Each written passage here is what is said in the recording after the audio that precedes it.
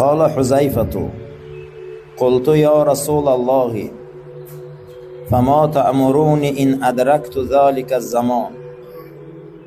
پیغمبر صلی الله علیه و سلام فرمودند که یک روز فرا میرسه امت من 72 گروه میشود، همشون در جهنمند مگر یک گروه اونها در جنتند. حضرت حذیفه ابن یمان این صحابه پیغمبر خدا صلی الله علیه و سلام صاحب سیر رسول اکرم صلی الله علیه و سلام ایجاشون خستن و گفتن ای فرستاده خدا اگر من همین زمان در یابم چیکار کنم؟ یک همین دوره من اومد، من چیکار کنم؟ حضرت گفتن که تعلم کتاب الله، قرآن سخت تعلیم گیر، و عمل بما فیه، چیزی که قرآن میگه به او عمل که، فانه حبل الله المتین، این رسمانی هسته که هیچ محل قطع نمیشود، این رسمانی بزرگه.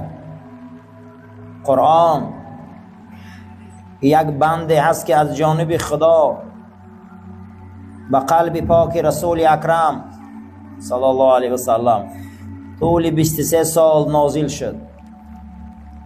یک بار در لوح المحفوظ، یک بار در بیت المعمور حفظ شده استاد، یک بار دیگر به قلب پاک رسول اکرم اومد صلی الله علیه و سلم.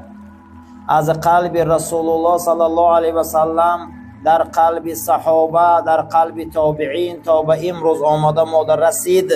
چقدر ما قاریای قرآن داریم، غیر این قرآن در دو جای دیگر حفظ شده استادگی ای. دو جای ملکوتی که یک بیت المعمور قبله ملائکه ها، یک لوح المحفوظ، یعنی که همون جایی که تمام چیز دنیا تا روز قیامت می شود یا نمی شود در اوجا ثبت شدگی، یک جاش قرآن حفظ شدگی ای. قرآن در دو جای اساسی حفظ شدگی ای غیر قلب ما مسلمان ها.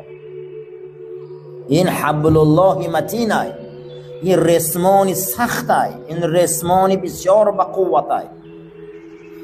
این قرآن یک نعمت برای ما آمد، برای قلبای چرکین نور، برای زنگ قلبها یک سوین و قیراق، برای روح ما یک بخشیش و یک قوت، و برای حیات ما یک دستور عمل زندگی.